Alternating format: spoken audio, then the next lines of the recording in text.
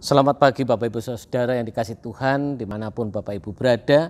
Pagi hari ini kita akan sama-sama merenungkan kebenaran firman Tuhan dengan tema siapkan botol kosongmu.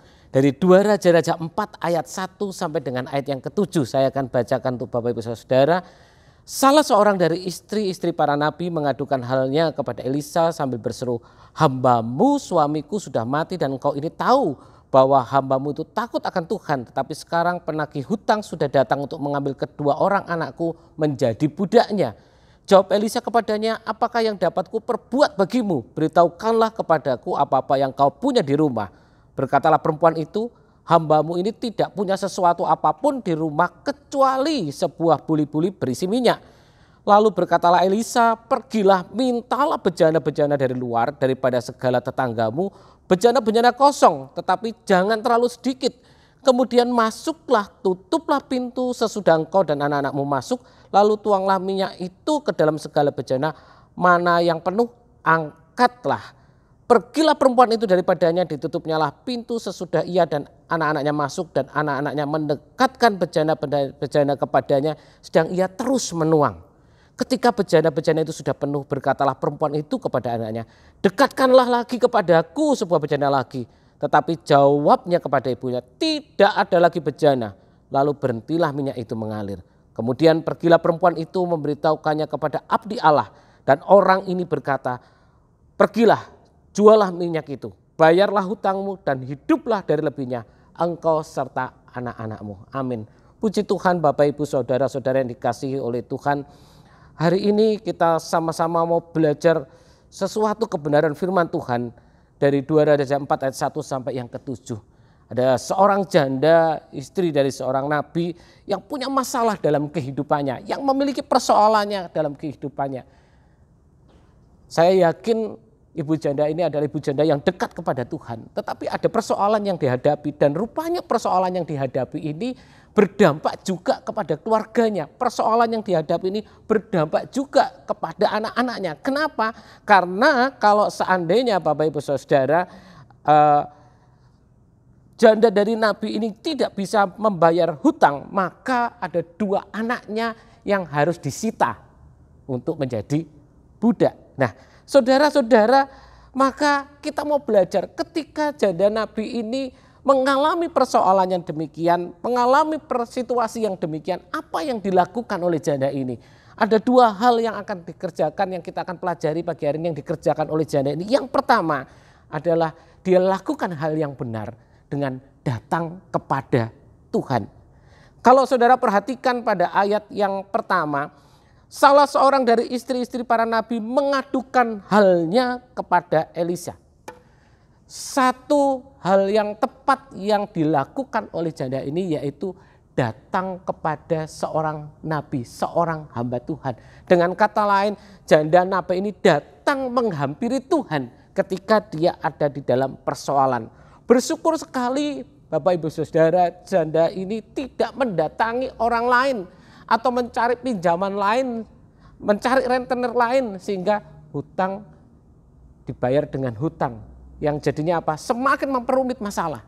Tapi satu keputusan yang luar biasa yang diambil oleh janda ini adalah datang kepada Tuhan. Dan saudara, ketika janda ini datang kepada Tuhan, bukan berarti tiba-tiba Elisa berkata, "Oke, utangmu tak lunasi kabeh." Tidak Bapak Ibu. Tetapi Elisa berkata, "Apa yang ada padamu?" Mungkin Bapak Ibu ketika Elisa berkata apa yang ada padamu, janda ini mulai berpikir, kalau saya punya sesuatu saya nggak mungkin datang kepada Bapak. Kenapa? Karena mungkin berpikir juga janda ini di rumah sudah nggak ada apa-apa. Mungkin bahkan rumah yang ditinggalinya bukan rumahnya sendiri. Kenapa? Karena Alkitab berkata ketika dia tidak bisa bayar hutang, 2 anaknya akan dijadikan budak, diambil jadi budak. Kalau dia masih punya rumah mungkin dia akan jual rumahnya ketimbang anaknya dijadikan budak. Tapi rumah pun dia sudah tidak punya, mungkin rumahnya ngontrak, mungkin rumahnya dipinjami oleh temannya. Bapak Ibu Saudara-saudara, ketika ditanya demikian dia mikir, aku punya apa? Aku punya apa? Dia mungkin berpikir apa? Rumah sudah tidak ada, semua ada. Dia pikir-pikir sampai dia temukan satu jawaban. dia hanya memiliki minyak yang sedikit dalam buli-buli. Saya akan pakai bahasa gampangnya, dalam sebuah botol, saudara-saudara. Dia punya minyak yang sedikit dalam sebuah botol. Dan apa yang diperintahkan Elisa? Ketika Elisa dengar, oh iya kamu punya minyak. Apa yang dilakukan oleh Elisa? Elisa perintahkan kepada ibu ini, pergi ke tetanggamu, minta botol-botol kosong atau pinjam botol-botol kosong. Dan Alkitab berkata, sebanyak mungkin. Saudara-saudara, dalam terjemahan ayat yang ketiga, lalu berkata Elisa, pergilah mintalah bejana-bejana dari luar daripada segala tetanggamu, bejana kosong, tetapi jangan terlalu sedikit. Dalam terjemahan yang lain dikatakan juga bahwa mintalah sebanyak mungkin. Sebanyak mungkin artinya apa? Sebisa mungkin kamu memperoleh sebanyak-banyaknya bejana atau botol-botol kosong itu. Bawa ke rumahmu. Lalu nanti tuang minyak yang sedikit masuk kamar, tuang minyak yang sedikit itu kepada bejana-bejana itu. Saudara-saudara, dia benar datang kepada Tuhan dan dia dapat jawaban. Jawabannya apa? Suruh pinjam botol kosong.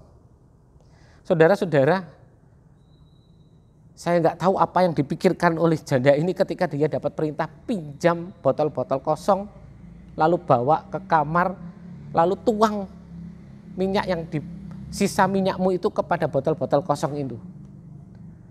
Mungkin ini sesuatu yang konyol, mungkin ini sesuatu yang nggak masuk akal. Mungkin janda ini berpikir, loh aku ini punya utang, kenapa aku disuruh justru pinjam botol kosong? Dan suruh nuang, apa yang mungkin minyak saya bukan 1 drum, minyak saya bukan 1 tangki, tapi hanya sebotol dan itu tinggal sedikit. Namun saudara, ada hal yang kedua yang luar biasa yang dikerjakan oleh ibu ini. Dia lakukan, mungkin ada kebimbangan, ada dia mungkin berpikir, tapi dia lakukan yang kedua, dia kerjakan dengan optimis dan percaya. Dia nggak tahu apa nanti yang akan terjadi, dia nggak mengerti apa yang akan terjadi, tapi dia lakukan dengan optimis, dia lakukan dengan percaya, dia kerjakan dengan benar apa yang diperintahkan Elisa kepadanya. Saudara, ketika pulang, dia mulai pinjam botol-botol kosong itu kepada tetangganya. Dan saya percaya juga Bapak Ibu Saudara-saudara, 2 anaknya itu pasti juga ikut bantu ibunya untuk pinjam botol kosong. Tidak mungkin anaknya lalu leha-leha, biar mama aja yang pergi, enggak. Mereka terus berusaha untuk pinjam sebanyak mungkin botol-botol itu. Disinilah mungkin kita melihat bagaimana sebuah keluarga bekerja sama dalam menghadapi persoalan kehidupan yang dialami. Anak-anaknya mungkin tahu kalau aku nggak berusaha, aku akan jadi budak, nggak ketemu dengan ibunya. Itu sebabnya mereka berusaha untuk ayo pinjam botol kosong sebanyak-banyaknya. Bapak Ibu, mungkin ketika ibu ini pinjam ke tetangganya, tetangga mulai ngomong, ngapain kamu pinjam banyak-banyak? Ngapain kamu minta botol kosong? Oh saya mau nuang minyak, loh kamu punya stok minyak? Enggak, cuma sedikit. Mungkin tetangganya akan ngomong, wah enggak waras kamu itu. Mungkin ibu ini alami banyak penghinaan. Tetapi ibu ini tetap lakukan. Dia tetap, ya enggak apa-apa, pokoknya aku pinjam botol kosong. Nah saudara-saudara, kita akan melihat apa yang dialami oleh janda ini ketika ia melakukan firman Tuhan. 2 Raja-Raja 4 ayat yang kelima dan yang keenam, saya akan bacakan 2 Raja-Raja 4 ayat yang kelima dan keenam. Pergilah perempuan itu daripadanya, ditutupnyalah pintu sesudah ia dan anaknya masuk, dan anaknya mendekatkan bejana kepadanya, sedang ia terus menuang. Ketika bejana-bejana itu, jadi semua bejana itu sudah penuh, berkatalah ibu ini kepadanya, ayo mana ada bejana lagi enggak? Tapi jawab anaknya apa? Sudah tidak ada bejana lagi. Alkitab berkata, lalu berhentilah minyak itu mengalir. Bapak Ibu Saudara, kita melihat bagaimana ada penyediaan Allah yang luar biasa sesuai dengan kapasitas yang kita miliki. Kita melihat bagaimana saudara, kalau seandainya ibu ini ketika disuruh oleh Elisa pinjam cari botol kosong. Dan dia mungkin berpikir, konyol Elisa ini. Sudah saya tak pinjam 10 botol. Saya percaya ibu ini hanya dapat 10 botol minyak. Tapi ketika ibu ini lakukan dengan optimis dan percaya, dia pinjam sebanyak mungkin botol kosong, Bapak Ibu. Alkitab berkata sampai botol terakhir baru minyak itu berhenti.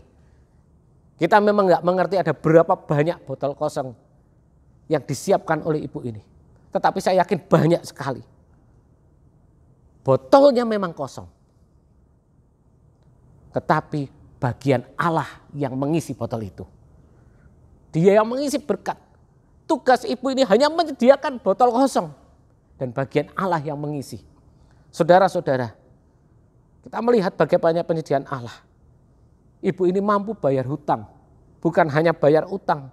Tapi dia mampu hidup untuk memenuhi kehidupan selanjutnya beserta dengan anak-anaknya. Bapak Ibu Saudara, hal yang sama mungkin kita alami saat-saat ini kita ada dalam masa-masa sulit. Masa-masa sulit juga dalam perekonomian kita. Dalam keadaan yang demikian, mari kita belajar kepada ibu janda ini. Datanglah hanya kepada Tuhan. Cari Tuhan. Datanglah kepada Tuhan. Jangan cari dunia, tapi datanglah kepada Tuhan. Dan yang kedua, kita juga mau belajar. Allah ingin bertanya juga kepada kita, apa yang kamu punya? Apa yang kamu miliki? Dari kisah ini sebenarnya kita belajar bahwa Allah memberkati kehidupan kita dengan apa yang kita miliki, bukan dengan apa yang tidak kita miliki. Lewat apa yang kita miliki, yang mungkin kita lihat kecil, yang mungkin kita lihat sepele, di situ sebenarnya Allah mau bekerja dalam kehidupan kita. Disitulah sebenarnya Allah ingin memberkati kita. Allah melimpahkan kasih karunia-Nya dalam kehidupan kita.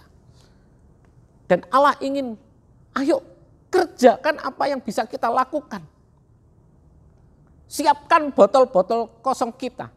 Siapkan kapasitas kita. Siapkan apa yang bisa kita kerjakan. Saya bisa ini lakukan. Mungkin sepertinya seperti botol-botol kosong yang kita tata, nggak ada isinya. Nggak mungkin ada hasilnya. Ingat, seperti ibu janda ini, dia hanya siapkan botol kosong. Ketika minyak itu dituang, memang ibu ini yang menuang, tapi yang mengisi minyak itu menjadi penuh di tiap-tiap botol adalah bagian daripada Allah. Ketika kita mau sama-sama menyiapkan botol kosong kita sebanyak-banyaknya, maka Allah akan mengalirkan penyediaannya dalam kehidupan kita sebanyak kapasitas yang kita miliki. Siapkan botol kosongmu, siapkan botol kosong kita, dan Allah akan mengalirkan penyediaannya dalam kehidupan kita. Kerjakan apa yang bisa kita lakukan di hari-hari ini. Dan Dia akan memberkati kehidupan kita. Amin. Mari kita berdoa. Kami mengucap syukur Tuhan, berterima kasih buat kebaikan Tuhan, buat penyertaan Tuhan sepanjang hari ini Tuhan. Kami percaya Tuhan, di masa-masa yang sulit ini, di masa-masa yang susah ini Tuhan, Engkau tetap Allah yang ingin menyediakan kasih karunia-Mu dalam kehidupan kami. Engkau adalah Allah yang tetap ingin memelihara kehidupan kami. Engkau adalah Allah yang senantiasa menjaga dan memberkati kehidupan kami Tuhan. Kami mau lakukan apa yang menjadi bagian kami Tuhan. Kami akan mau kerjakan Tuhan apa yang bisa kami lakukan. Kami akan siapkan botol-botol kosong itu dalam kehidupan kami. Kami akan kerjakan apa yang bisa kami lakukan. Dan kami percaya Tuhan, Engkau yang akan mengalirkan penyediaan itu dalam kehidupan kami. Memberkati kehidupan kami Tuhan, memberkati apa yang kami kerjakan, memberkati Tuhan rumah tangga kami, memberkati gereja di mana kami ada, Engkau memberkati Tuhan. Engkau memberkati juga pemerintah kami Tuhan, kami serahkan dalam tangan Tuhan. Ketika mereka menangani wabah ini Tuhan, kami percaya Engkau turut bekerja di dalamnya Tuhan. Engkau menjaga Tuhan, setiap petugas-petugas yang ada Tuhan, para tenaga-tenaga medis yang ada, TNI Polri yang ada, Tuhan memberkati, setiap pemerintah yang ada, Tuhan memberkati. Terima kasih Tuhan, terima kasih kami mengucap syukur. Sepanjang hari ini yang akan kami lalui Tuhan, kami serahkan di dalam tangan Tuhan. Tuhan terus berkarya dalam kehidupan kami. Terima kasih Yesus, terima kasih kami mengucap syukur. Di dalam nama Tuhan Yesus kami berdoa. Haleluya, amin.